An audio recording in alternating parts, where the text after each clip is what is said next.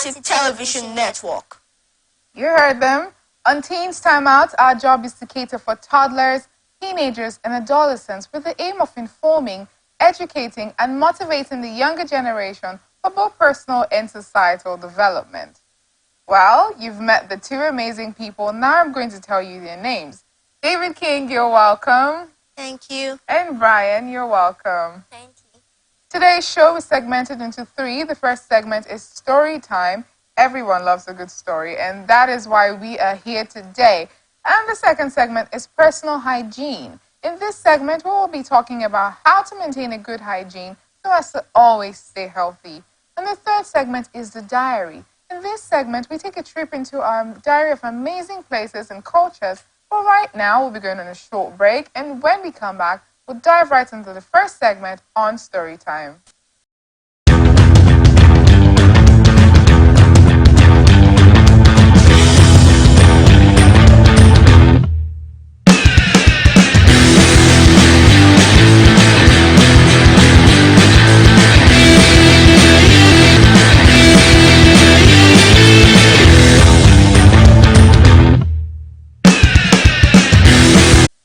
Welcome back. If you are just joining us, this is Teens Timeout on the Atlantic Television Network.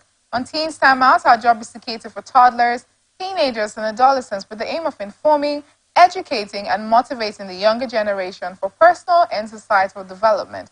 Because of their length, longer fingernails thus potentially contributing to the spread of infection. Before clipping or grooming your nails, all equipment, for example, nail clippers and nail files, should be properly cleaned. Sterilizing equipment before use is especially important when nail tools are shared among a number of people, as is common in commercial nail salons or thickening of the nail. In some cases, these infections may be serious and you need to visit your physician. Have you ever had a nail infection? Huh? How about you, Brian? No. No, it's not funny. To help prevent the spread of germs and nail infections, you have to keep your nails short and trim them often. Scrub the underside of your nails with soap and water or a nail brush every time you wash your hands. Clean any nail grooming tools before you use it. In commercial settings like the nail salons, sterilize nail grooming tools before use. Avoid biting and chewing of nails. Have you ever met somebody that likes to chew their nails? Yeah, I've seen them. I think in my former schools, I've seen them. And even outside, I've seen them. Well, how about you, Brian? No, I don't think I've seen anybody. It's just in TV. It's just in cartoons that I see people in. Well, it is not a good habit to chew your nails because you're taking in germs from your fingernails. Into your mouth, down to your body. And you can get stomach upset, all manner of things from those germs. Avoid cutting cuticles as they act as barriers to prevent infection. Do not cut your cuticles so you don't take away the barricade that prevents infection. Never rip or bite a hangnail. Instead, clip it with a clean, sanitized nail trimmer. Now, what are the... Oh, you do not know the name. I would have asked what are the tools you use to keep your nails clean. Well, from what you mentioned before, nail files. Mm-hmm. How about you, Brian? Well, nail cutting. Nail cutters. Yeah. That's the kind of thing we have at home. It's called a nail cutter. Have it at home. Well, it's always good to keep your nails short and trim, especially if you venture into things like cooking a lot. If you're a chef, you're a baker, a red flag. I mean, I'd then like to see your kitchen. So always keep your nails trimmed short. If you like to save your nails, you can as well wash them often. Washing your hands is not all the same as washing your nails. Sometimes I even do that when my nails are dirty. I just put some soap that I've gathered and just inside there just clean it a little bit. But excuse me, sometimes I notice that even when I don't put it like that in my nails directly, and I just normally wash, when I come out, my nails are clean. Well, that's because there's water. Water flushes out the germs.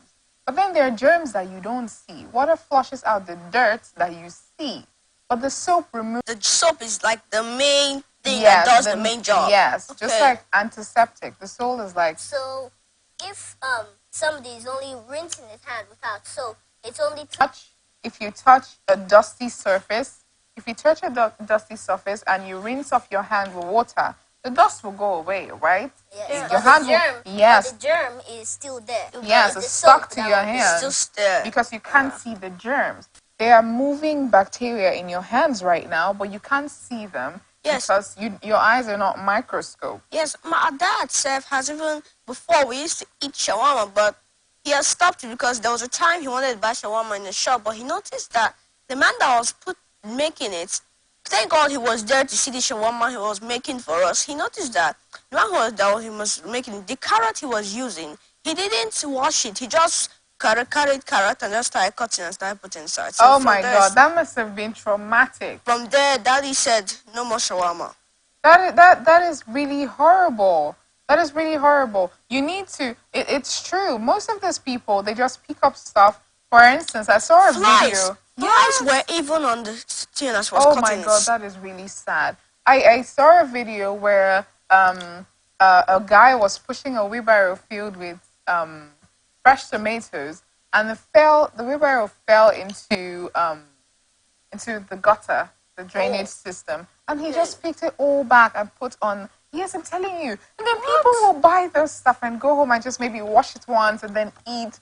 And imagine eating some of the fell inside the gutter. Exactly. Yeah. But look, imagine someone hadn't caught that on camera. So that is the thing. We need to be cautious of the things. Even when you buy stuff from the market that looks properly washed, you need to take it home and wash it properly with water, running water. You can as well add a little salt to the water so it can dissolve. And also soap. No, you can use soap to wash fresh tomatoes. I'm not talking about that other stuff. Okay, well, other stuff. For example, our dad and mom are really hygienic in their area. That area. They really anything they carry that is fruits, they always wash it thoroughly. Carrots. They always wash it thoroughly. Well, you can when you put running water, you can as well add like a cup of white vinegar. White vinegar does remove a lot of germs too. Okay. Yes, and then leave it to soak for a little bit. And then wash it off. So that way you can do a lot of keeping clean, but do well to trim your nails short and wash them. You can have a specific nail brush. So when you're washing your hand, you take that brush and wash inside of your nail, the places that your hand cannot reach. Wash inside of your nail and wash it clean.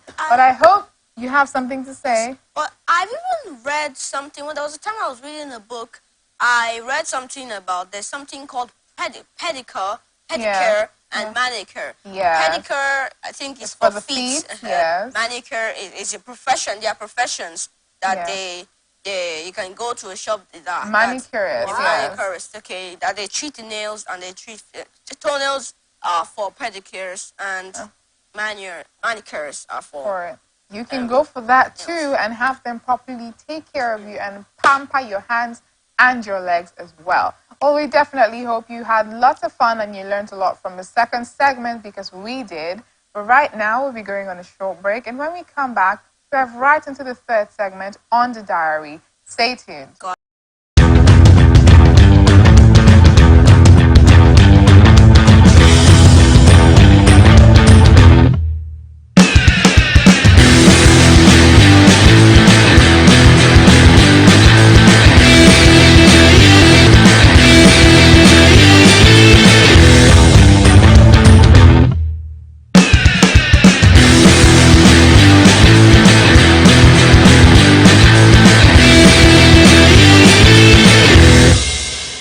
Welcome back. If you're just joining us, this is Teens Time Out on Atlantic Television Network.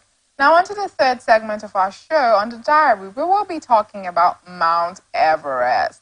David King, do you know Mount Everest? I sure do. How about you, Brian? Yeah. What? It's the biggest mountain. Amazing. Yes, it is. So have you ever climbed a mountain before? No, it was never. I was never climbed a mountain. Only in cartoons that we see people that climb mountains. But me, I'm intending to climb a mountain. Really? Yeah, one day I think we can manage to climb a mountain. Are you sure you're up for it? It's a really huge task. We'll probably have to be sure of the protective gear before we start climbing the mountain. True.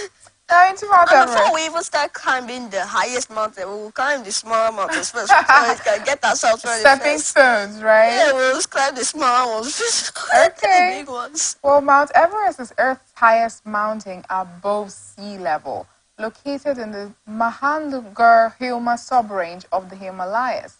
The China-Nepal border runs across its summit point. Therefore, the historic local Tibetan name for Mount Everest is Chomolungma, meaning goddess mother of the world. The Nepali name for the Mount Everest is Sagarmanta, meaning goddess of the sky. The name Mount Everest, nevertheless, persists as the most universally recognized name throughout the world, synonymous with a stupendous snowy mass on the border of Nepal and Tibet in Earth's greatest convergent orogenic belt.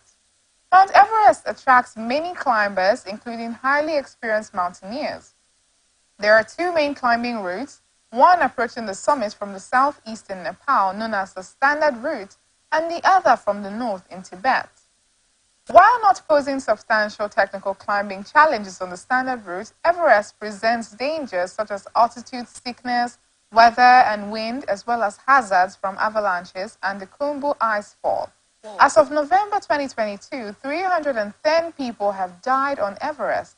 Over 200 bodies remain on the mountain and have not been removed due to dangerous conditions. Do you still want to climb? I don't think so.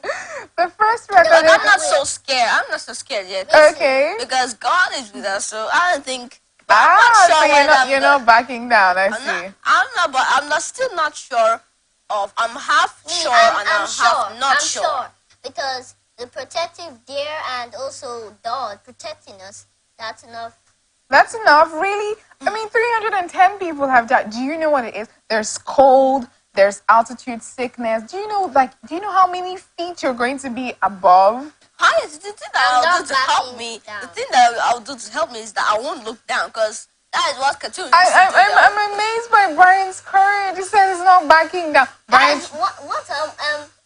what my name means is brave. Wow! Look, you gotta share some of your courage with me, Brian.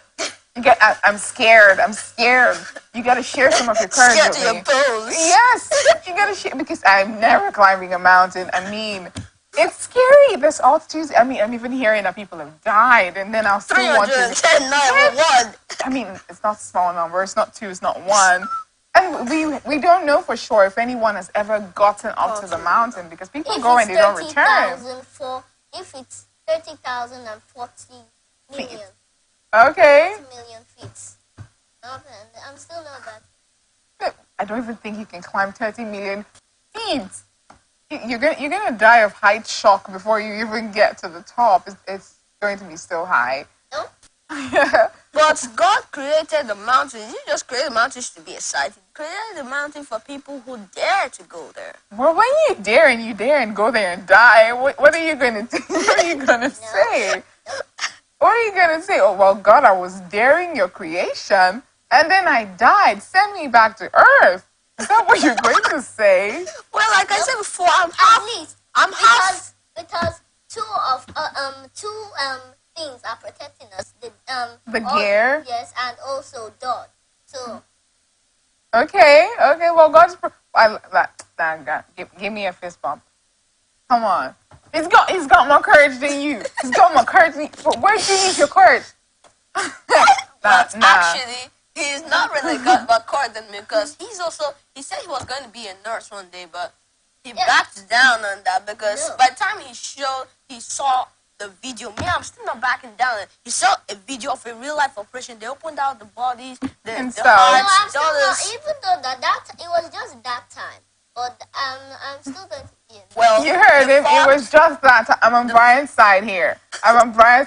You on your own, David King. You on your own. Brian, we a team now. You gotta share courage with me. We're a team now.